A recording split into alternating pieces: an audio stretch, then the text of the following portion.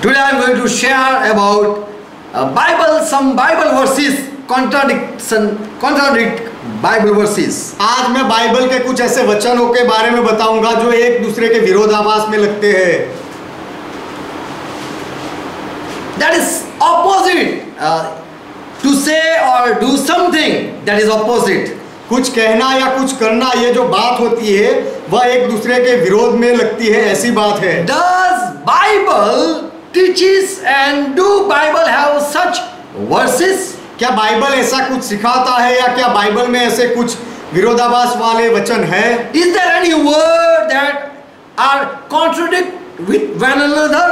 क्या ऐसा कोई वचन है जो एक दूसरे के साथ विरोध में लगते हो? Does God say something and do something? क्या परमेश्वर कहता कुछ है और करता कुछ और है? Do any word that oppose one another? क्या ऐसा कोई वचन है जो एक दूसरे के विरोधाभास में लगे? Bible say word of God is of Holy Spirit. Bible कहता है कि परमेश्वर का वचन तो पवित्र आत्मा से है. And Holy Spirit has given inspiration to all the holy prophets. और पवित्र आत्मा ने सारे पवित्र भविष्यवक्ताओं को प्रेरणा दी. And that one Spirit has been leading whole 40 servants of God. और वह एक ही आत्मा परमेश्वर के 40 सेवकों को अगुवाई देता रहा. And they were being led by one same Spirit. और वे सारे लोग केवल एक ही आत्मा से अगुवाई पाए. And does this one Spirit having different senses when he speaks something? और यह एक ही आत्मा, क्या वह जब बोलता है तो क्या उसके हाव भाव या प्रतिभाव एक दूसरे से अलग अलग होता है? No, there is no contradiction in Bible verses. नहीं, बाइबल के वचनों में कोई भी विरोधाभास नहीं है. What it say amen to that. वह जो कहता है उससे वह आमीन भी कहता है. What he says yes, it is yes. वह जो कहता है कि हाँ तो वह हाँ ही होता है. And if it say no, then that is really no. और यदि वह ऐसा कहे कि नो नहीं तो नहीं होता है. Hebrew 4th chapter verse 12. इब्रानियों का पत्र 4 अध्याय 12वां वचन. The author says the word of God is so sharp than an double-edged sword. यहाँ लेखक कहता है कि परमेश्वर का वचन इतना चोखा है, तेज है कि वो दो धारी तलवार के बराबर है. Does this mean double edge means double meaning word? क्या ये दो धारी का अर्थ ऐसा होता है कि दो अलग अलग अर्थ? Do word of God having double meaning? क्या परमेश्वर के वचन के द्विअर्थ होते हैं? Do God speak in two senses? क्या परमेश्वर अलग अलग हाव भाव में, दो अलग अलग हाव भाव में बात करता है? Both side, whatever we read, it is of one, it is same. दोनों तरफ से जब भी हम पढ़ते हैं तो वह एक ही है. It is sharp on one side and another side also it is the same sharpness. एक साइड से वह चोखा है, धारदार है, वही दूसरी तरफ से भी वह धारदार ही है. So when we read Bible, तो जब हम बाइबल पढ़ते हैं and if we come to some texts that having double meaning, और यदि हम कोई ऐसे लेख पर आते हैं जिसका अगर दो अर्थ होता हो, then we should cool down, we should keep silent before the word of God. तो हमें चुप रहकर, yes, हमें शांत रहना चाहिए और परमेश्वर के वचन के सामने चुप रहना चाहिए. We have to just say ask Holy Spirit help us. हमें केवल पवित्र आत्मा से कहना चाहिए कि हमारी मदद करो. He is the only one who will lead us in the truth.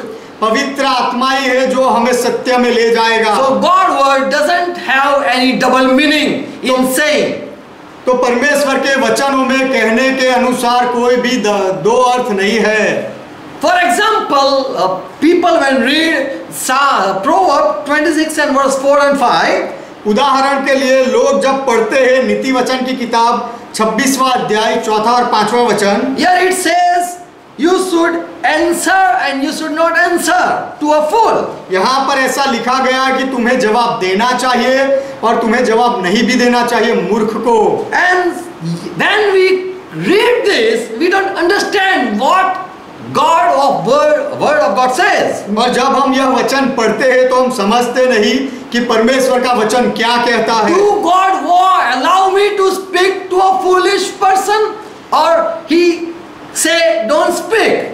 क्या कोई मूर्ख व्यक्ति के साथ बात करने के लिए परमेश्वर मुझे अनुमति देता है, या फिर परमेश्वर कहता है कि मत बात कर? Verse 4 says, चौथा वचन कहता do है, not answer a fool according to his folly, मूर्ख को उसकी मूर्खता के अनुसार उत्तर न देना, or you yourself will be like him. You will be counted like him. ऐसा ना हो कि तू भी उसके तुल्य ठहरे। Verse 5. पांचवा वचन, Answer a fool according to his folly, मूर्ख को उसकी मूर्खता के अनुसार उत्तर, lest he become wise in his own eye. ऐसा ना हो कि वह अपने लेखे में बुद्धिमान ठहरे। So here in fourth word it says you should answer not to the foolish person. तो चौथे वचन में ऐसा कहा गया है कि मूर्ख व्यक्ति को तुम उत्तर मत देना। And in verse 5 you should answer him, answer the foolish person. और पांचवा वचन कहता है कि तुम्हें मूर्ख व्यक्ति को उत्तर देना So चाहिए। when someone read this scripture, they say this is a contradiction. तो जब कोई पाठ्य भाग को पढ़ता है तो वे कहते हैं कि इसमें तो विरोधाभास है। But both verses are saying same thing. लेकिन दोनों वचन एक ही बात है। The word is not, the writer is Solomon, लेखक सुलेमान है and he teaches, और वह सिखाता है do not answer foolishly, कि मूर्खता से उत्तर मत देना, lest you will also be like that foolish person. ऐसा ना हो कि तू भी उस मूर्ख के तुल्य ठहरे। Verse 5, पांचवा वचन, answer the fool so he don't think he's better than you. मूर्ख को उत्तर दे दे ताकि मूर्ख अपने आप को तुझसे बेहतर ना माने, Lest he imagine himself to be wise. ये अन्यथा ऐसा होगा कि मूर्ख अपने आप को बुद्धिमान समझ लेगा। Here the word not is not written in Hebrew language. यहाँ पर जो नहीं शब्द है, नकारात्मक शब्द हिब्रू भाषा में नहीं लिखा गया है। The truth about verse 4 is, चौथे वचन के बारे में सच्चाई जो है वह है answer the fool, कि मूर्ख को उत्तर दे, but not foolishly, लेकिन मूर्ख बनकर उसे उत्तर मत दे। or he will too praise himself that look I am smart as you. नहीं तो वह मूर्ख भी अपने आप की महिमा करेगा ऐसा सोचकर कि देख मैं भी तेरे जैसा बुद्धिमान हूँ। Verse 5. पांचवा वचन, But when someone asks a silly question, जब कोई बिना काम का सवाल करता है he is examining you that are you wise or not. तब वह पूछने वाला व्यक्ति तुम्हें जांच रहा है कि तुम बुद्धिमान हो या नहीं। And when you reply him sillily or foolishly, और जब तुम उसे भी मूर्खता से उत्तर दो या ना समझ बन के उत्तर दो, he might think that I understand you. तो वह शायद ऐसा सोचेगा कि मैं तुम्हें समझ रहा हूँ। Answer full, but such a way that he don't think he is more wiser. मूर्ख को इस तरह से जवाब दो कि वह मूर्ख खुद ऐसा ना समझे कि वह तुमसे ज्यादा बुद्धिमान है। Both verses are same. दोनों वचन एक है, एक जैसे है। Answer the fool, but take care. It's written like this. मूर्ख को जवाब दे, लेकिन जवाब देने में चौकन ना रहे, इस तरह से कहा गया All the है। people who are surrounded you might count you a fool talking with a fool. जो भी लोग तुम्हारे आसपास खड़े होंगे वह लोग शायद तुम्हें मूर्ख के साथ बात करते हुए देखकर तुम्हें भी मूर्ख समझेंगे। Take care of that fool also. तो वह मूर्ख की भी संभाल रखो, That he don't think that he is smarter than you. कि वह मूर्ख ऐसा ना सोचे कि वह तुमसे ज्यादा बुद्धिमान है। Remember the one who is asking, either he is testing or he is ignorant about the answer. जो तुम्हें पूछ रहा है उसके बारे में जांचो कि वह पूछ रहा है या फिर उसे पता ही नहीं जो पूछ रहा है। He might be knowing and or might be inquiring that am I right or not. वह शायद जानता हो सकता है या फिर तुम्हें पूछताछ ऐसे ही पूछताछ करता होगा कि मैं सही हूं या नहीं, यह जानने के लिए। We don't know why he is asking. हम नहीं जानते कि वह पूछने वाला क्यों पूछ रहा है। Solomon says, सुलेमान कहता है you have to reply him wisely. कि तुम्हें उसे बुद्धिमान बनकर जवाब देना है। So he doesn't teach Solomon doesn't teach, don't answer. तो सुलेमान ऐसा नहीं सिखाता कि मूर्ख को उत्तर मत दे। So there is no contradiction. तो कोई विरोधाभास नहीं है। He just saying you should answer that foolish person. Suleman कहता है कि तुझे उस मूर्ख को जवाब देना ही है। In both verses 4 and 5 he say you should answer him. चौथे और पांचवें दोनों वचन में सुलेमान कहता है कि तुम्हें उस मूर्ख को जवाब देना चाहिए। Or he might think you are a fool. अन्यथा वह मूर्ख ऐसा सोचेगा कि तुम मूर्ख हो। Or he might think he is wise. या फिर मूर्ख ऐसा सोच लेगा कि वह ज्यादा बुद्धिमान है, More wiser than you. वह तुमसे ज्यादा बुद्धिमान है ऐसा So सोचेगा। Solomon is saying reply each and reply all the question of the foolish. तो सुलेमान कह रहा है कि मूर्ख के सारे सवालों का जवाब दो, But talk wise. लेकिन बुद्धिमान होकर बात करो। First Peter 2 and verse 15. पहला पत्रस दूसरा अध्याय 15वां वचन। Even Bible teaches we should be ready to answer all the people. Bible भी सिखाता है कि सब लोगों के सवालों का जवाब देने के लिए हमें तैयार रहना चाहिए। To stop the foolish person. मूर्ख लोगों को रोकने के लिए। Verse 15 says, 15वां वचन कहता है you should reply for you are bound to answer. कि तुम्हें जवाब देना चाहिए क्योंकि जवाब देने के लिए तुम बंधे हुए हो। For it is God's will क्योंकि वह परमेश्वर की इच्छा है that you should silence the ignorant of foolish people by doing what is right. कि तुम भले काम करने से निर्बुद्धि लोगों की अज्ञानता की बातों को बंद कर दो। So God willing that you keep those foolish silent. तो Make those foolish silent. तो परमेश्वर की इच्छा है कि तुम वह मूर्ख लोगों को बंद कर दो, उनकी बातों को बंद कर दो। How? कैसे? 1 Peter 3:15 says, पहला पत्रस तीसरा अध्याय 15वां वचन कहता है, but in your heart sanctify Christ as your Lord. पर मसीह को प्रभु जानकर अपने अपने मन में पवित्र समझो। Remember Christ died for you.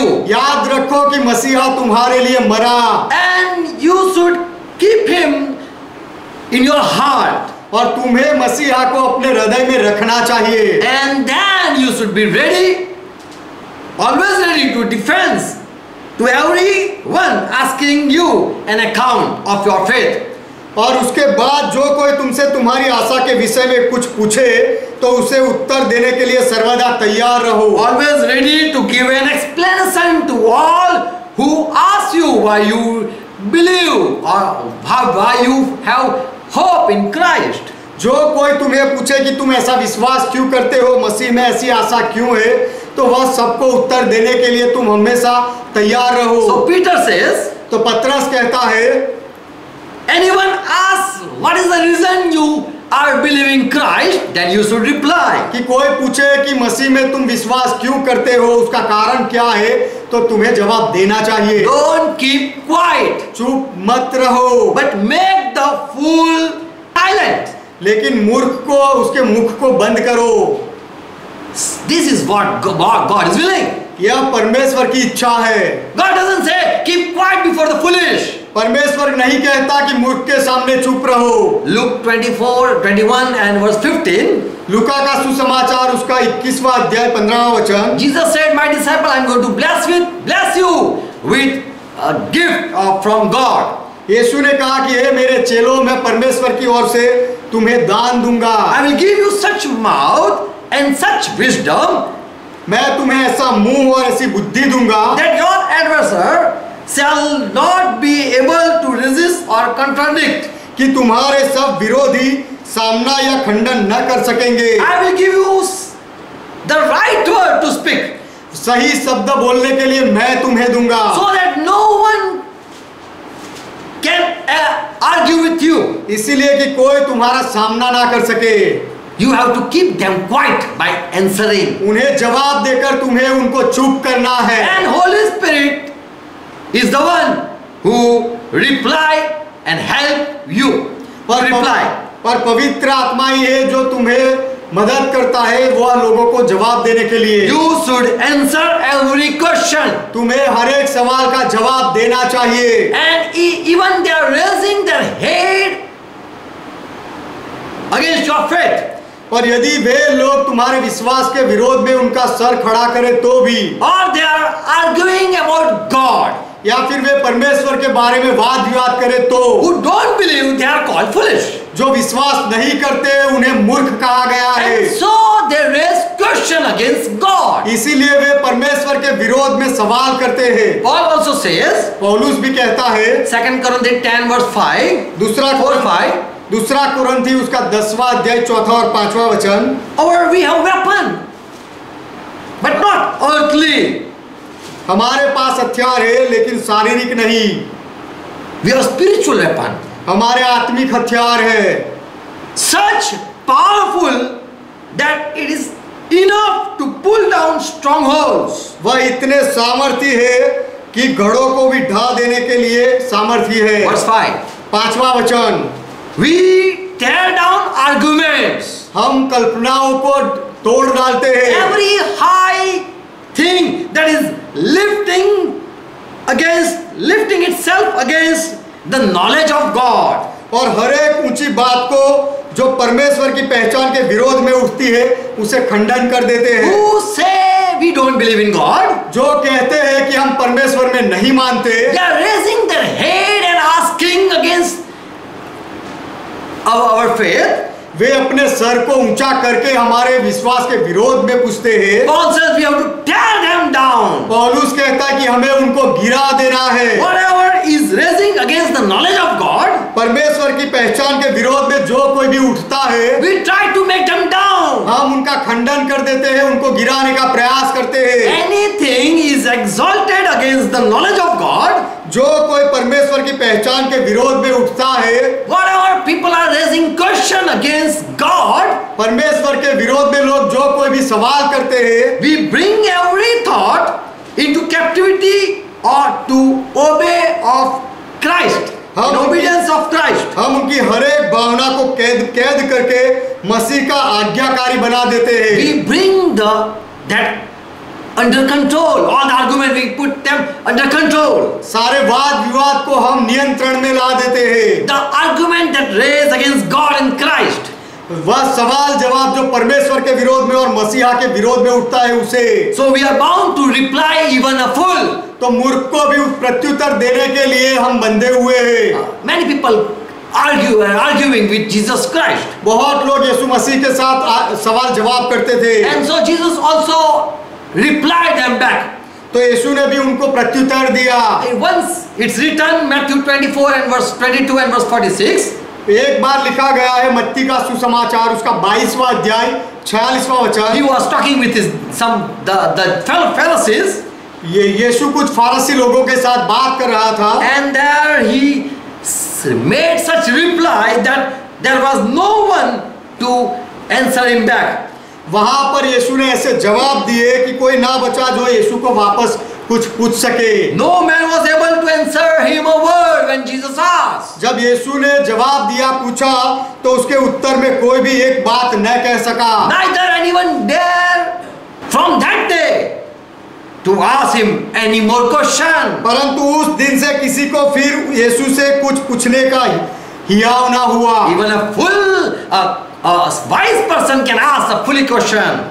एक बुद्धिमान व्यक्ति भी मूर्ख सवाल कर सकता है। And we have to bring them, tear them down. We have to answer them humbly. और हमें उनको तोड़ डालना है और नम्रता से उनको जवाब देना है। We have to put them to silent. हमें उनको चुप करना है, so that they don't think they are wise. इसलिए कि वे ऐसा ना समझे कि वे बुद्धिमान हैं। And they don't compare that we too, we Christian people too are foolish. और वे हमारी ऐसी तुलना भी ना कर ले कि हम भी उनके जैसे मूर्ख हैं। We Christians are not foolish. हम मसीही लोग, ईसाई लोग मूर्ख नहीं हैं। Solomon was the wisest king.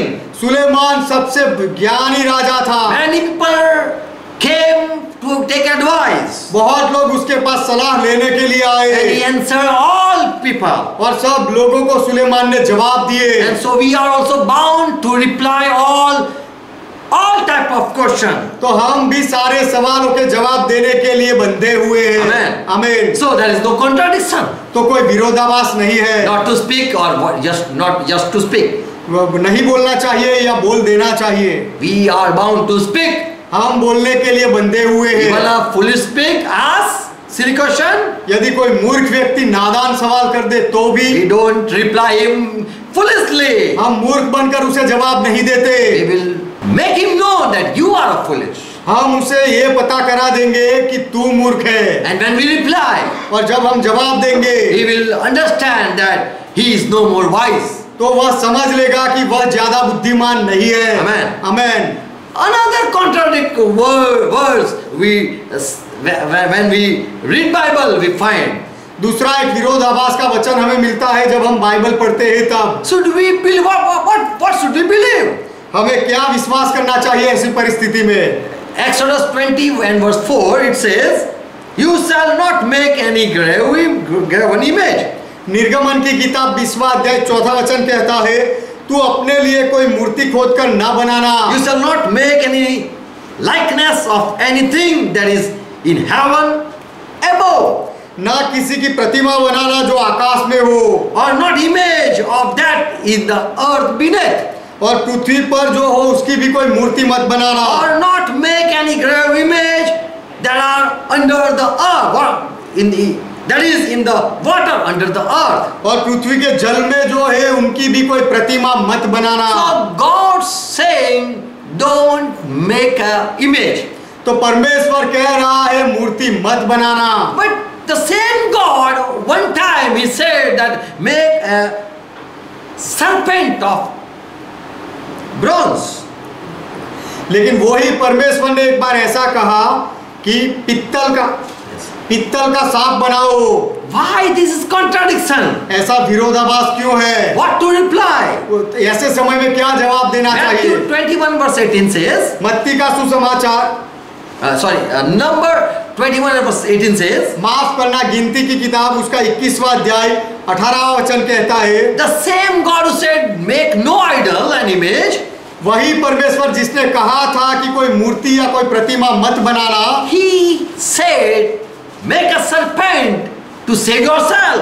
उसी ने कहा कि अपने आप को बचाने के लिए सांप बनाओ। The Lord said to him, Moses, make a bronze serpent and place it as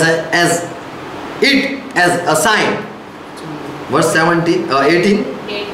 8.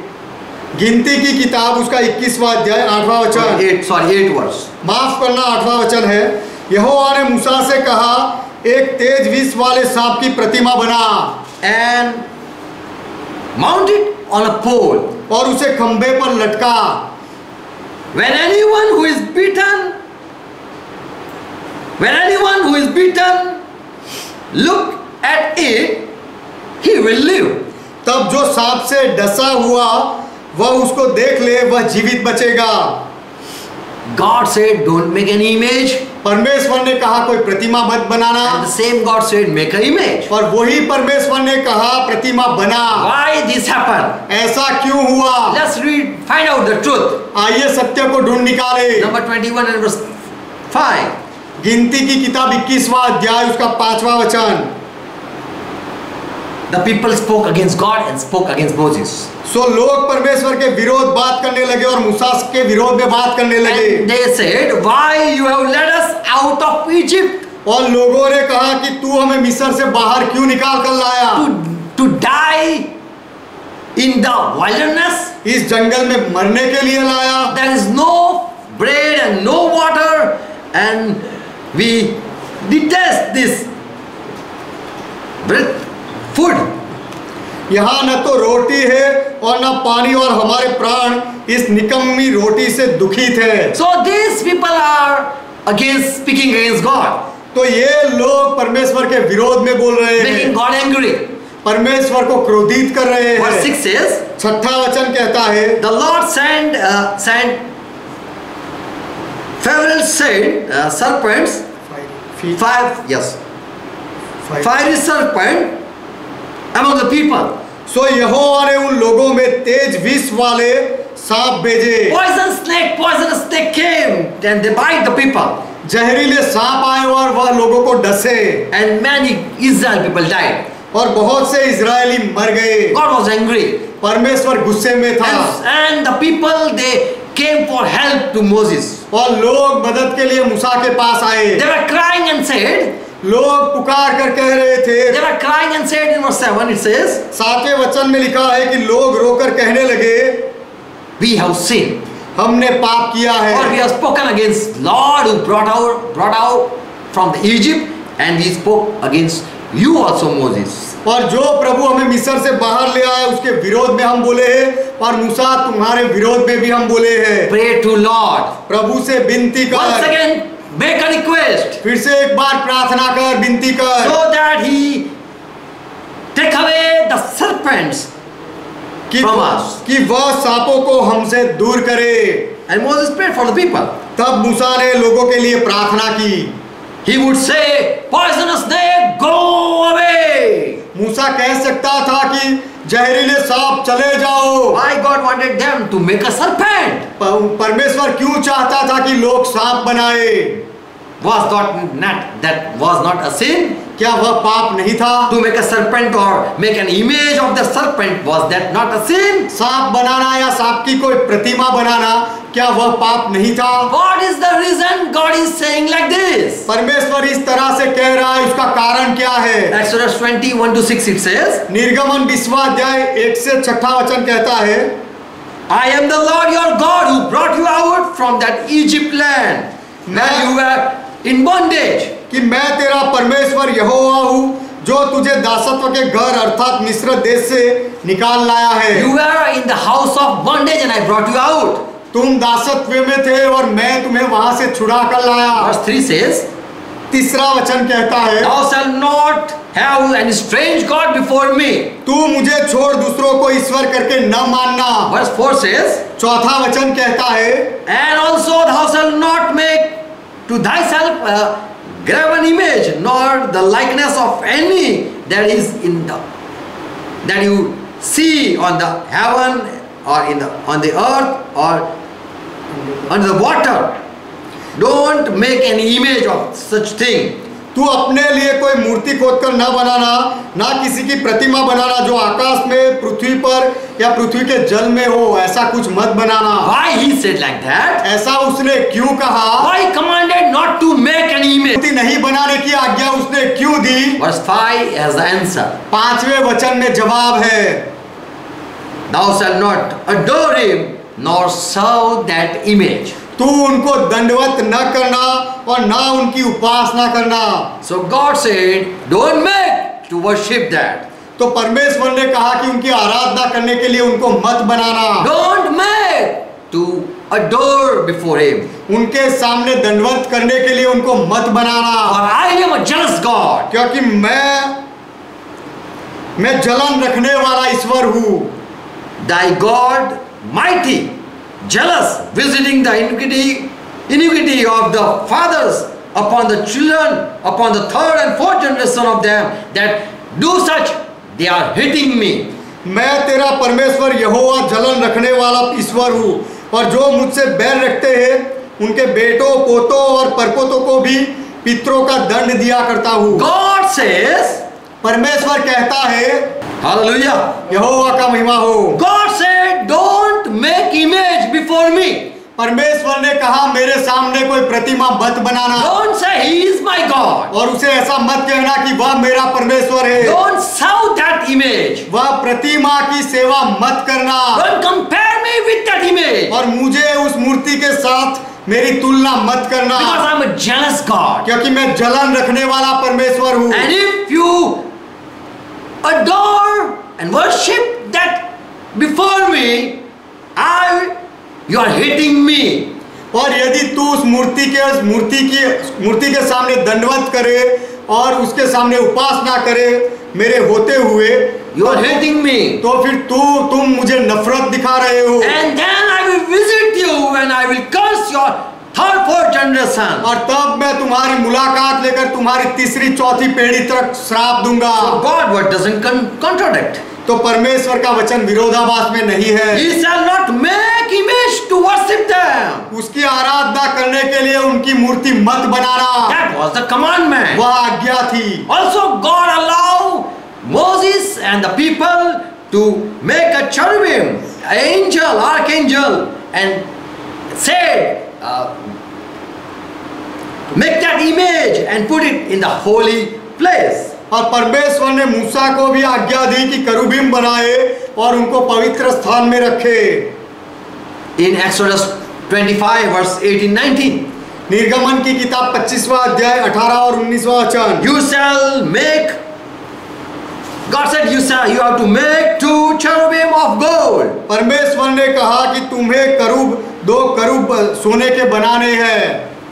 Of hammered work shall you make them. You should hammer it. और हथौड़ी से तुम उसे बनाना, आकार देकर बनाना। And 2 ends of on the 2 ends of the mercy seat. और उन्हें प्रायश्चित के ढकने के दोनों सिरों पर लगवाना। Verse 18. 18वां वचन, Make 1 cherub on the one end and another cherub on another end. 19 verse. 19वां वचन, एक करूब को एक सिरे पर और दूसरा करूब दूसरे सिरे पर लगवाना। So God was not violating His own law. तो परमेश्वर खुद अपने ही नियम का विद्रोह नहीं कर रहा था, उसका भंग नहीं कर रहा था। Jesus said, I didn't came to destroy the law. यीशु ने कहा कि नियम का नाश करने के लिए मैं नहीं आया। So God was not violating His own law. तो परमेश्वर अपने ही नियम की ऐसी तैसी नहीं कर रहा था। When God said, make a bronze serpent, जब परमेश्वर ने कहा कि पित्तल का सांप बनाना, and whosoever will look at this image of serpent that poison will be removed and they will be saved. और जो कोई भी ये सांप की मूर्ति को देखेगा उसका जहर निकल जाएगा और वह बच जाएंगे। To keep yourself alive, make this image of serpent. अपने आप को जीवित रखने के लिए यह सांप की प्रतिमा बनाना। So this was just a prophetic thing. तो यह एक भविष्य वचन जैसी बात थी। God talked about a prophecy. परमेश्वर भविष्य के बारे में बोला। When Jesus came and he met Nicodemus, जब यीशु आया और निकोदेमस से मिला, he was in ministry and he said this thing. जब यीशु सेवकाई में था और तब यीशु ने यह बात कही। John 3 verse 14. यूहन्ना का सुसमाचार 3 अध्याय 14 वचन। Jesus gave a revelation about that. Why God allowed them to make a serpent? परमेश्वर ने उन्हें वह सांप क्यों बनाने दिया था उसके बारे में यीशु मसीह ने ज्ञान दिया। Jesus gave revelation. यीशु ने ज्ञान दिया, प्रकटीकरण दिया। Why God said, Moses, lift up a serpent before the people were dying. परमेश्वर ने मूसा से क्यों कहा कि जो लोग मर रहे हैं उनके सामने सांप को ऊंचा कर। Jesus said, as Moses lifted up the serpent in the desert, यीशु ने कहा कि जंगल में मूसा ने जब सांप को ऊंचा किया, same way the Son of Man shall be lifted up. उसी रीति से मनुष्य का पुत्र भी ऊंचे पर चढ़ाया जाएगा। So Jesus was comparing with this serpent. तो यीशु अपने आप को सांप के साथ तुलना कर रहा था। Why that serpent was raised in the wilderness, lifted? जंगल में उस सांप को ऊंचा क्यों किया गया था? For in the old times they have sinned, we know. क्योंकि उस समय में लोगों ने पाप किया था, हम जानते हैं। And God was angry with them. और परमेश्वर उनके साथ गुस्से में था। And so He sent poisonous snake to destroy the people. इसलिए परमेश्वर ने लोगों का नाश करने के लिए जहरीले सांप भेजे। But because they repent, God gave them grace. लेकिन लोगों ने प्रायश्चित किया, इसीलिए परमेश्वर ने उनके ऊपर अनुग्रह किया। And said, whosoever will see this serpent, और परमेश्वर ने कहा जो कोई भी सांप को देखेगा, seeing on the pole the serpent that was hung on the pole, who will see that they will be saved. उस खंभे पर जो सांप को लटकाया गया था उसको जो कोई देखेगा वे बच जाएंगे। That was just a sign that God is going to give mercy. वह केवल चिन्ह था कि परमेश्वर दया दिखाएगा। How you can be saved by wrath of God? परमेश्वर के क्रोध से आप कैसे बच सकते हो? Just by looking at serpent, how they were saved. केवल सांप की ओर देखने से वे लोग कैसे बच गए। How can poison be removed just by looking at the serpent? से वह सांप की ओर देखने के द्वारा ही जहर कैसे निकल गया। Number 21 verse 8 to 9. गिनती की किताब 21वां अध्याय 8 से 9वां वचन। The Lord said, Moses, make a bronze serpent and place it as a sign. यहोवा ने मूसा से कहा, एक तेज विष वाले सांप की प्रतिमा बनवाकर खंभे पर लटका। It was set up as for a sign. उसे चिन्ह बनाकर लटकाया गया। And when the people who were bitten by that poisonous snake, they looked and they were be healed. और जहरीले सांप के डसे हुए जो लोग थे, उन्होंने जब ये सांप को देखा, पित्तल के सांप को, तब वे लोग चंगे हो गए। They were healed and they were saved just by believing Moses' commandment. वे चंगे हो गए और बच गए केवल मूसा की आज्ञा में विश्वास करने से, उसे मानने से। Seeing the serpent on the pole, खंभे पर उस सांप को देखकर, because Moses said, "Look at the snake." क्योंकि मूसा ने कहा कि सांप की ओर देखो। This is by faith they were healed. और यार यह बात ऐसी है कि विश्वास से वे लोग चंगे हुए थे। God wanted the people be healed by obeying Moses' command. परमेश्वर चाहता था कि मूसा की आज्ञा को मानकर लोग चंगे हो जाए। Jesus too said, "I am also going to be lifted up." यीशु ने भी यही कहा कि मुझे भी ऊंचा किया जाएगा। Who are dying by the sin, जो पाप से मरते हैं, just by looking Jesus Christ, their sin can be removed. केवल यीशु मसीह की ओर देखने के द्वारा उनके पापों को हटाया दिया जाएगा। That was the way to save the dying world. मरती हुई दुनिया को बचाने का एक रास्ता था यह। God lifted the serpent, allowed the serpent, परमेश्वर ने उस सांप बनाने को अनुमति दी और उसे ऊंचा किया, just to make them know that I am going to raise someone so that you can be saved. उनको केवल यही बताने के लिए कि मैं किसी को ऊंचा करने वाला हूं कि जिसके द्वारा तुम बच जाओ। John 12 and verse 31. यूहन्ना का सुसमाचार 12वां अध्याय 31वां वचन। Jesus was about to go on the cross.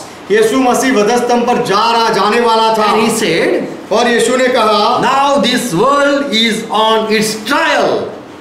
Now the judgment of this world. अब इस जगत का न्याय होता है। And now shall the prince of this world will be cast out. और अब इस जगत का सरदार निकाल दिया जाएगा। Now the spirit that is ruling in this world shall be drowned out. इस संसार पर जो आत्मा राज कर रहा है, उसे अब हटा दिया जाएगा। So Jesus is speaking to all the people. तो यीशु मसीह सब लोगों के साथ ये कह रहा है। He said, यीशु ने कहा, verse 32, 32वां वचन, and if I be lifted up from the earth, और मैं यदि पृथ्वी पर से ऊंचे पर चढ़ाया जाऊंगा, all will drown to me. तो सबको अपने पास खींचूंगा। All will one time look at me. सब लोग एक बार मेरी ओर देखेंगे।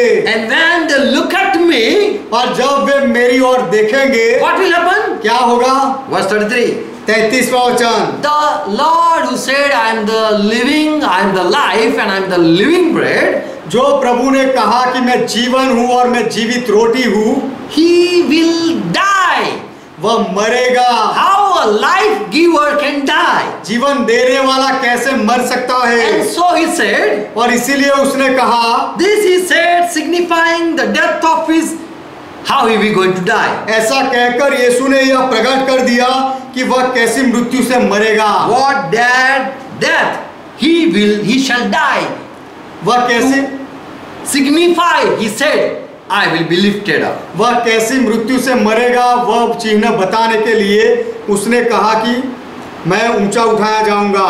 When he said, I am going to lift it up, जब यीशु ने कहा कि मैं ऊंचा उठाया जाऊंगा, they heard this. लोगों ने यह सुना। The crowd replied, और लोगों ने जवाब दिया, we have heard in the law that the Christ will remain forever. कि हमने सुना है व्यवस्था में कि मसीहा सर्वदा रहेगा। The crowd said, लोगों ने कहा, why you say Son of Man is going to be lifted up? फिर तू क्यों कहता है कि मनुष्य के पुत्र को ऊंचे पर चढ़ाया जाना अवश्य है? Jesus said, Son of Man is going to be lifted up. यीशु ने कहा मनुष्य के पुत्र को ऊंचे उठाया जाएगा। He said, Son of Man is going to be hung up. वो यीशु ने कहा कि मनुष्य के पुत्र को वधस्तंभ पर लटका दिया जाएगा। He will be hung. उसे लटकाया जाएगा। So they said, if you are Messiah, इसलिए लोगों ने कहा यदि तू मसीह है तो why people will lift you up? तो लोग तुझे ऊपर क्यों टंगा देंगे? Why you are going to be hung? तू ऊपर लटक कर क्यों मरेगा? Because Christ will live forever. That is the law says. क्योंकि व्यवस्था नियम कहता है कि मसीह तो सर्वदा जीवित रहेगा। And who is the Son of Man that is going to be hung? और मनुष्य का पुत्र कौन है कि जो ऊपर लटकाया जाएगा? Who is going to be lifted up? किसे ऊंचा उठाया जाएगा? Not for praise and worship. महिमा और प्रशंसा आराधना के लिए नहीं। But he said, I'm going to be hung on the tree like I'm going to lift it up as a person hung on the tree. लेकिन यीशु ने कहा जैसे कोई व्यक्ति पेड़ पर अपने आप को लटका देता है गले में रस्सी लगाकर, वैसे मुझे लटकाया जाएगा। Jesus wanted the disciple believe that I was been sent to die for the sin. यीशु चाहता था कि चेले विश्वास कर ले कि यीशु को पाप की वजह से मरने के लिए भेजा था। So the serpent, when it was lifted up in the wilderness, तो जंगल में जब वह सांप को ऊंचा उठाया गया, that was the sign of death of Christ. वह मसीह के मृत्यु का चिन्ह था। As the serpent on the pole took away the poison of the people by bite by the serpent, खंबे के ऊपर के सांप ने जो लोगों को जहरीले सांपों ने काटा था उनका जहर हटा दिया, वैसे ही Jesus was also take away the sin. यीशु भी लोगों के पाप उठा लेगा। Same way, the people who did sin and they were saved because looking at the pole of serpent. उसी तरह जो लोगों ने पाप किया था वह जब खंबे के ऊपर के सांप को देखकर they were passed from death to life. वह मृत्यु से बच गए और जीवन पाए। Lord said, I am also going to be raised. प्रभु ने कहा कि मैं भी उठाया जाऊंगा। Old Testament, there was the serpent who was lifted on the pole to take away the wrath of God. I am also going to be lifted up. पुराने नियम में वह सांप को ऊंचा उठाया गया कि परमेश्वर के क्रोध को वह शांत कर दे, हटा दे। उसी तरह मुझे भी ऊंचा उठाया जाएगा। I will take away the curse and the wrath of God that is been poured upon you. और परमेश्वर का क्रोध और परमेश्वर का श्राप जो तुम्हारे ऊपर उंडेला गया है उसे मैं हटा दूंगा। I will take away. मैं उसे हटा दूंगा। And so Jesus said, I will die because of wrath of God. इसलिए यीशु ने कहा कि परमेश्वर के क्रोध की वजह से मैं मरूंगा। So the serpent was not a blessing. तो सांप कोई आशीर्वाद नहीं था। It was a curse of God. वह परमेश्वर का श्राप था। And the serpent that were coming, they were coming out in the wilderness to bite the people. और जंगल में जो सांप लोगों को डसने के लिए निकले थे, that was wrath of God. वह परमेश्वर का क्रोध था। And they were dying. और लोग मर रहे थे। And so God said, I will stop this death by pouring the curse upon this pole. तो इसीलिए परमेश्वर ने कहा कि इस श्राप को मैं रोक दूंगा। I will pour the curse upon this serpent. मैं इस क्रोध को रोक दूंगा, मेरे श्राप को इस पित्तल के सांप के ऊपर डालने के द्वारा। How it happened? ऐसा कैसे हो सकता है? Romans 5:8-9 says, रोमियो का पत्र 5वां अध्याय 9वां वचन कहता है, much more even being now justified by his blood. We were sinner but now we have been justified. हम पापी थे लेकिन अब हम धर्मी ठहरे हैं। By Christ shedding his blood. मसीह ने अपना लहू बहाया उसके द्वारा। And so we are going to be saved by the wrath of God through Jesus Christ. तो यीशु मसीह के द्वारा हम परमेश्वर के क्रोध से भी बच जाएंगे। We are going to be saved by the wrath of God. परमेश्वर के क्रोध से हम बचेंगे। How? कैसे? when Christ died, all the wrath of God was poured upon him. जब मसीहा मरा तो परमेश्वर का सारा क्रोध उसके ऊपर उंडेला गया। What was coming upon us?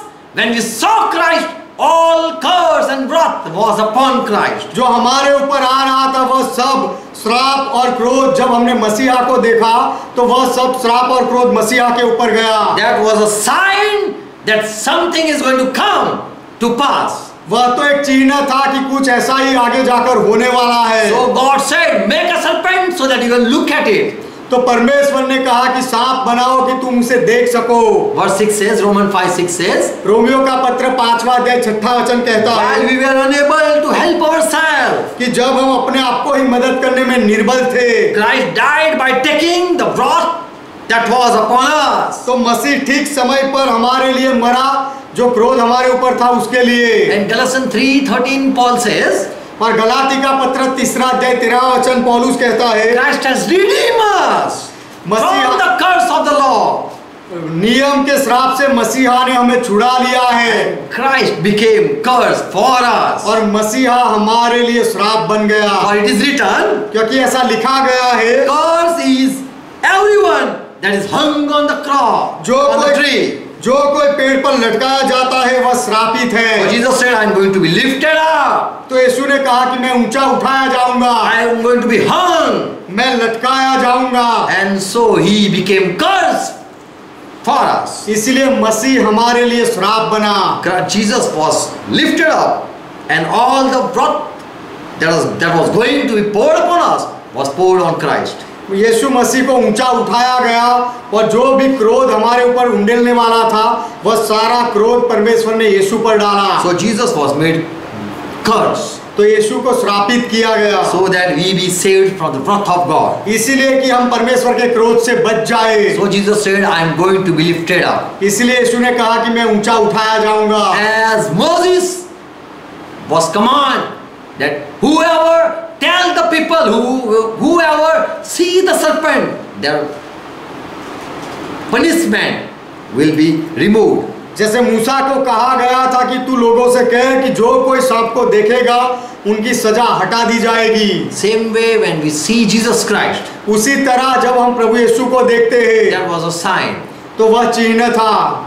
Jesus Christ was been lifted as they lifted in wilderness the serpent. जंगल में लोगों ने जब उस सांप को उठाया उसी तरह यीशु मसीह को ऊंचा लटकाया गया।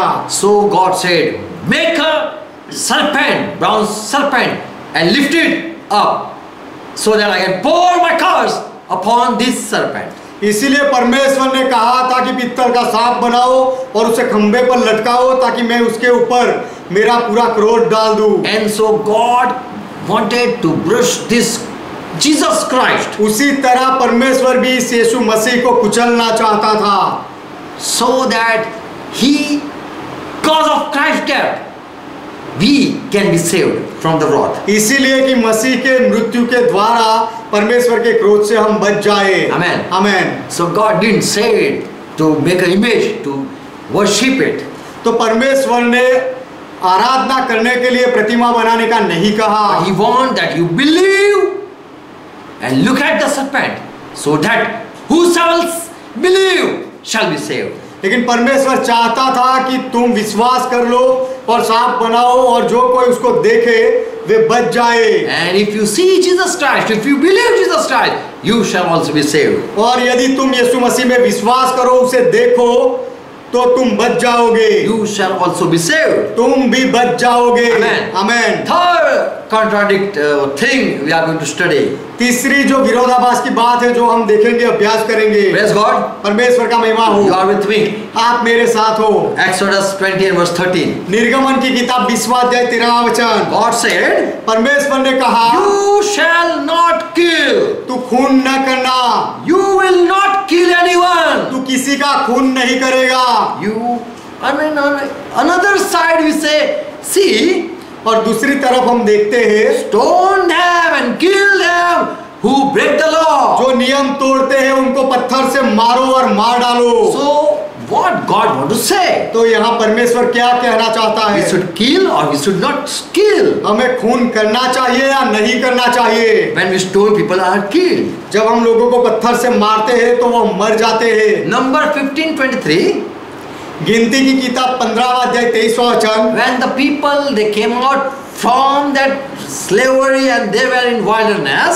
जब लोग वह दासत्व में बाहर आए। Number 32. 15:32. गिनती की किताब 15वां अध्याय उसका 32वां वचन। जब इजरायली जंगल में रहते थे, They found a man who was gathering stick on the Sabbath day. उन दिनों एक मनुष्य विश्राम के दिन लकड़ी बिनता हुआ मिला। Because God has commanded on Sabbath you should take rest, do no work. क्योंकि परमेश्वर ने आज्ञा दी थी कि सब्बात के दिन तुम्हें आराम करना है, कोई काम नहीं करना है। And the people found this man gathering stick. और लोगों को यह मनुष्य मिला जो लकड़ियां इकट्ठा कर रहा था। And they brought him to Moses and Aaron. Look, this fellow. और लोगों ने उसे पकड़कर मूसा और हारून के सामने लाए। And all the congregation they also gathered. और सारी सभा भी इकट्ठा हुई। Verse 25. 35वां 35. 35वां वचन। And because it has not been declared, what should we do when someone break law that was not declared? So they come and gather before Aaron and Moses. यदि कोई नियम तोड़े तो उसे क्या सजा मिलनी चाहिए उसकी बात नहीं हुई थी, इसीलिए सब लोगों की सभा मूसा और हारून के पास आई। They placed him in custody. और उस इंसान को लोगों ने चौकी में रखा। For it was not said what they should do who break the commandment. क्योंकि कहा नहीं गया था कि जो आज्ञा तोड़ता है उसको क्या किया जाए। Verse 35. 35वां वचन। And Lord said to Moses, तब यहोवा ने मूसा से कहा, that man, the man must surely to be put to death. वह मनुष्य निश्चय मार डाला जाए। The man should die who disobey my commandment. जो मेरी आज्ञा को तोड़ता है वह निश्चय मार डाला जाए। And the congregation heard this. और सारी मंडली के लोगों ने यह सुना। And they started stoning him. और लोगों ने उसे पत्थर मारना शुरू किया। They brought these people brought this man out of camp and stoned him. सारे लोगों ने उस मनुष्य को छावनी के बाहर लेकर आए और उसे पत्थर मारने लगे। So those were given order to who break the law. तो जो नियम तोड़ते हैं For them there was order to kill them. उनके लिए आदेश था कि उनको मार डाला जाए। God didn't say kill them. परमेश्वर ने नहीं कहा कि उनको मार डालो। God said he should be killed. परमेश्वर ने कहा कि वह निश्चय मार डाला जाए। He was found. They found him breaking the law. लोगों ने उस मनुष्य को देखा कि वह नियम तोड़ता So था। God gave them authority to judge also. तो परमेश्वर ने उनको अधिकार भी दिया न्याय करने का। When in Jesus' time, यीशु के समय में there was one woman who was caught in adultery. एक औरत थी जो व्यभिचार में पकड़ी गई। And they also brought her out from the city and they were about to stone her. और लोग उस औरत को शहर के बाहर ले गए और उसे पत्थर से मारने वाले थे। John 8 and verse 7. यूहन्ना का सुसमाचार 8वां अध्याय 7वां वचन। And they asked, Lord, what you say when in Lord's return we should kill her. What you say? लोगों ने यीशु से पूछा कि नियम में लिखा गया है कि ऐसी औरत को मार डालना चाहिए, तो तू क्या कहता है? Anyone who broke the law, they have to be killed. जो कोई भी नियम तोड़ता है वह मार डाला जाए। But Jesus, then he just rose what he was writing and he lifted himself up and he said to these people, तो यीशु जब लिख रहा था तब उसने सीधे होकर लोगों से कहा, the one who is sinless among you, कि तुम में जो निष्पाप हो, let him cast the first stone on her. वही पहला उसको पत्थर मारे। At Moses' time, Moses didn't say, whosoever is without sin, put him to death. मूसा के समय में मूसा ने नहीं कहा था कि तुम में से जो कोई भी निष्पाप हो वह पहला पत्थर मारे। Moses didn't say anything. मूसा ने कुछ नहीं कहा था। Jesus said, I came to accomplish the law that is incomplete. यीशु ने कहा कि जो नियम अपूर्ण था, उसे पूरा करने के लिए मैं आया हूँ। God wants that the people who disobey or break the law, they should die. परमेश्वर चाहता है कि जो आज्ञा उल्लंघन करते हैं, नियम को तोड़ते हैं, वे सब मार डाले जाए। But who is giving authority? Who are been given authority to do this? लेकिन दूसरों को मारने का अधिकार कौन दे रहा है? Jesus said, यीशु ने कहा, the one sinless among you, तुम में से जो कोई भी निष्पाप हो, let him cast the first stone on her. वही पहला उस औरत को पत्थर मारे। For you shall not kill, for you are not worthy to make judgment. तो तुम न्याय करने के योग्य नहीं हो, इसलिए तुम You cannot kill मार because नहीं सकते, you are not worthy to make judgment. क्योंकि न्याय करने के योग्य तुम नहीं हो। Here the law is not contradiction. यहाँ पर नियम एक दूसरे के विरोध में नहीं You है। shall not kill is the law. तुम्हें खून नहीं करना है, वह नियम है, आज्ञा है। For whom? किसके लिए? For those who are not in discipline. व्यवस्था में नहीं। जो व्यवस्था में नहीं है उनके लिए This is the law. यह नियम है। Who kill? जो मारते हैं, For them it is said, you should not kill. उनके लिए कहा गया है कि तुम्हें मारना नहीं है। 1 Timothy 1 and verse 8. पहला तिमोथी का पत्र पहला अध्याय 8वां वचन, Paul says, पौलुस कहता we है, all know the law. तुम सब नियम जानते हो। We all know the law. हम सब नियम जानते हैं And if a man use it lawfully, कि यदि कोई व्यवस्था को व्यवस्था की रीति पर काम ले it जाए is good. तो वह बलि है। Verse 9. 9वां वचन, Knowing this, that the law is not made for the righteous man. यह जानकर कि व्यवस्था धर्मी जन के लिए नहीं। If you are a righteous person, यदि आप धर्मी व्यक्ति हो if you are तो, not fighting with anyone, यदि आप किसी के साथ लड़ाई नहीं करते हो then तो, God will not say, kill not. तो परमेश्वर नहीं कहेगा कि मत मार। But the law is for लेकिन पर नियम तो उसके लिए है, lawless and disobedient people. For the lawless and disobedient people. अधर्मियों और निरंकुशों के लिए नियम है। Law is for ungodly people. व्यवस्था तो भक्तिहीनों के लिए है। Law is for sinner. व्यवस्था तो पापियों के लिए Law है। is for unholy and profane people. और नियम Murder of fathers and murder of mothers and murderers. नियम तो अपवित्रों और अशुद्धों और माँ बाप के घात करने वालों और हत्यारों के लिए है। So God gave law to those who were murdering. तो जो लोग खून कर रहे थे उनको परमेश्वर ने नियम दिया Kill not. कि खून मत करो। Jesus also said, यीशु ने भी कहा, Matthew 7:1, मत्ती का सुसमाचार 7वां अध्याय पहला वचन, judge no one, किसी का न्याय मत करो, that you too be not be judged. दोष मत लगाओ कि तुम पर भी दोष ना लगाया जाए। God knew no one is having right to judge other and punish them. प्रभु जानता है कि किसी के पास अधिकार नहीं किसी के ऊपर दोष लगाने का या उसका न्याय करने का, To punish them. और उनको या उसको सजा देने का किसी के पास अधिकार We नहीं। have no right to punish anyone. किसी को सजा देने का हमारा अधिकार नहीं। If God say this person has sinned, यदि परमेश्वर कहे कि इस व्यक्ति ने पाप किया and है, if God say he should be put to death, और यदि परमेश्वर कहे कि वह व्यक्ति मार डाला जाए, then let God kill him. तो फिर परमेश्वर भले ही उसे मार डाले।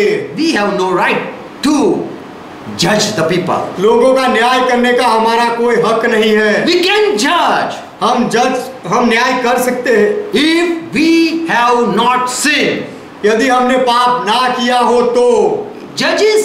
In Judges, the book of Judges, it is written that God raised many judges to execute and pass in judgment and judge the sinner. God sent the judges for this reason. न्यायों की किताब में लिखा गया है कि न्याय करने के लिए और पापियों का न्याय करने के लिए परमेश्वर ने बहुत सारे न्यायाधीशों को खड़ा किया।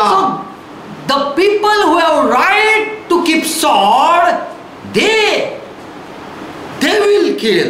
तो जो लोगों को तलवार रखने का अधिकार है वे लोग मार डालेंगे। The law, so the law to kill and to punish is for those who sit on as a judge. तो मार डालने का जो नियम है और सजा देने का जो नियम है वह उन लोग जो अधिकार है वह उनको दिया गया है जो न्याय के सिंहासन पर बैठते हैं। God give authority to those who sit on judgment. न्याय के सिंहासन पर जो बैठते हैं उनको परमेश्वर ने अधिकार दिया। The law was given to sinner that don't murder. नियम तो पापी को दिया गया था कि खून मत कर। And law was and the authority was given, kill them who are judged. और नियम जो अधिकारी थे उनको भी दिए गए थे Kill them. कि उनको मार डालो जो पाप करते हैं। So word of God is not in contradiction. तो परमेश्वर का वचन एक दूसरे के विरोधाभास में नहीं है। Kill not. खून मत कर। It is said command for the sinner. वह पापियों के लिए आज्ञा है। And kill them is given authority to the person who doesn't sin. और जो पाप नहीं करते हैं उनको अधिकार दिया गया है कि उनको मार डालो जो पाप करते हैं। Only Jesus Christ is one who can kill the person. केवल यीशु मसीह है कि जो व्यक्ति को मार सकता है। He is the only one who can judge all the world. यीशु मसीह ही केवल है जो पूरी दुनिया का न्याय कर सकता है। Paul says in Acts 17 verse 31. पौलुस कहता है प्रेरितों के काम 17वां अध्याय 31वें वचन में, God has appointed one day. परमेश्वर ने एक दिन नियुक्त किया है। In which day he will that is the day in which he will judge the world in righteousness by the man Jesus Christ. क्योंकि उसने एक दिन ठहरा है जिसमें वह उस मनुष्य के द्वारा धर्म से जगत का न्याय करेगा। That righteous man is Jesus Christ. वह धर्मी व्यक्ति यीशु मसीह है। Through Jesus Christ, God is going to judge. यीशु मसीह के द्वारा परमेश्वर न्याय करेगा। He will send the people in hell and he will send the people in heaven. Jesus Christ. यीशु मसीह लोगों को नरक में भेजेगा और यीशु मसीह ही लोगों को स्वर्ग में भेजेगा। He has ordained one day. उसने एक दिन नियुक्त किया है। And he has given assurance to all men that is Jesus Christ. और सब लोगों को उसने खातरी दे दी है उसके द्वारा वह यीशु मसीह है। Because Jesus Christ was the one whom God raised from the dead. क्योंकि यीशु मसीह वह है जिसको परमेश्वर ने मृत्यु से उठाया। People killed him. लोगों ने उसे मार डाला। But that was not authority of any people. लेकिन वह कोई लोगों का अधिकार नहीं था। They have no right to kill Jesus Christ. उनके पास कोई ऐसा अधिकार नहीं था यीशु मसीह को मार डालने का। And God raised Jesus Christ. और परमेश्वर ने यीशु मसीह को उठाया To show that you have no right to kill. कि लोगों को दिखाने के लिए कि तुम्हें कोई अधिकार नहीं मार डालने का। And Jesus is sinless. Why you kill? यीशु तो निष्पाप है, तुमने उसे क्यों मार डाला? 2 Corinthians 5:21 says. दूसरा कोरिन्थी 5वां अध्याय 21वां वचन कहता है, Jesus sinned not. He knew no sin. यीशु ने पाप नहीं जाना। John 8:46. यूहन्ना का सुसमाचार 8वां अध्याय 46वां वचन। Jesus said, "Who is there who can prove me guilty of sin?" यीशु ने पूछा कौन ऐसा है कि जो मुझ पर पाप का दोष लगाए? If I speak truth, यदि- why don't you believe me? यदि मैं सत्य बोलता हूं तो तुम मेरा भरोसा क्यों नहीं करते? Peter, the disciple, he said in 1 Peter 2:22. पत्रस जो यीशु का चेला था उसने कहा, पहला पत्रस 2 अध्याय 22वां वचन, Our Jesus never sinned. हमारे यीशु ने कभी पाप नहीं किया Nor we found anything deceitful. और ना उसके मुंह से छल की कोई बात निकली। Nor we heard he is uttering bad word by his lips. अपने होठ से कुछ गलत बोला ऐसा भी हमने नहीं देखा। So only Jesus Christ can judge the people and take the stone. तो केवल यीशु मसीह ही लोगों का न्याय कर सकता है और पत्थर उठा सकता है। Only those who sit on the judgment seat, they have authority to kill. जो लोग न्याय के सिंहासन पर बैठते हैं केवल उनके पास अधिकार है दूसरे को मार डालने का। So when God said, "Kill not," तो जब परमेश्वर ने कहा कि खून मत कर, that is for the people who do sin, वह लोगों के लिए आज्ञा थी जो लोग पाप करते हैं उनके लिए, who are lawless, जो भक्तिहीन है, नियम रहित है, who are not in discipline system, जो शिस्तता में नहीं है उनके लिए।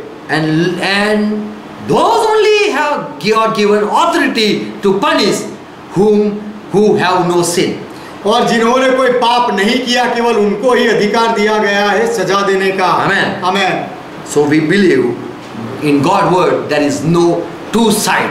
तो हम He's विश्वास not speaking in two side. हम विश्वास करते हैं कि परमेश्वर के वचन में दोनों तरफ से परमेश्वर नहीं बोलता है। He what he speak. परमेश्वर जो बोलता है वही बोलता In है। every word of God there is yes and amen. परमेश्वर के हर एक वचन में हाँ और आमेन है। And it is sharp at both edge. और दोनों तरफ से परमेश्वर का वचन धारदार है। There is no contradiction in Bible. Bible में कोई विरोधाभास नहीं। God make you understand. परमेश्वर आपको समझाए। Amen. आमेन। Praise God. परमेश्वर का महिमा हो। Let's close our eyes. आइए हमारी आंखें बंद करें। Thank Jesus Christ. यीशु मसीह का धन्यवाद करें। Because of His grace, Holy Spirit is with us. उसके कृपा की वजह से ही पवित्र आत्मा हमारे साथ है। And He will lead us in all truth. और पवित्र आत्मा हमें सारे सत्य में ले जाएगा। And whenever we find a contradictory word, जब भी हमें कोई विरोधाभास वाले वचन दिखे, whenever we find things that are, it seems that it is like opposite, और जो कोई एक दूसरे के विरोध जैसी बातें जब हमें दिखे, Holy Spirit is there to guide us in truth. तो पवित्र आत्मा है हमें सच्चाई में ले जाने के लिए। The same Spirit has written. वही आत्मा ने लिखा है। Holy Spirit, we thank you पवित्र आत्मा हम आपका धन्यवाद for करते making हैं us known. हमें समझाने के लिए, Thank you for making us understand. हमें समझाने के लिए, बताने के लिए आपका धन्यवाद। Thank you for revelation. प्रकटीकरण के लिए, ज्ञान के लिए Give us धन्यवाद। more revelation. हमें और अधिक प्रकाश दो। Bless each one. हर एक को आशीर्वाद In दो Jesus' name. यीशु के नाम में। Amen. Amen. Let's pray together while Lord taught. आइए मिलकर प्रभु ने जो सिखाई वह प्रार्थना करें। Our Father who art in heaven, ये हमारे पिता आप जो स्वर्ग में हो, God is thy name. आपका नाम पवित्र माना Thy जाए, kingdom come. आपका राज्य Thy आए, will be done. आपकी इच्छा पूरी As हो, it is in heaven, let be on earth. जैसे स्वर्ग में वैसे इस पृथ्वी पर भी हो। Give us this our daily bread. हमारे दिन भर की रोटियां आज हमें And दो forgive our debts, और हमारे अपराधों को माफ करो as we forgive all our debtors. जैसे हमने हमारे सारे अपराधों को माफ किया। And lead us not into temptation, और हमें परीक्षा में ना ले जाओ, but deliver us from all evil. लेकिन हर बुराई से हमें बचा लो, For thine is kingdom, क्योंकि राज्य आपका Thy है, is power, पराक्रम आपका Thy है, is glory. महिमा आपका है। You are our Father, you are our God. सदा के लिए पिता आप हमारे परमेश्वर हो। In Jesus' name we confess. यीशु के नाम में हम कबूल करते And हैं say Amen. और आमेन कहते हैं। Amen. आमेन। Shalom. शांति हो। God bless you. परमेश्वर आप सबको आशीर्वाद दे।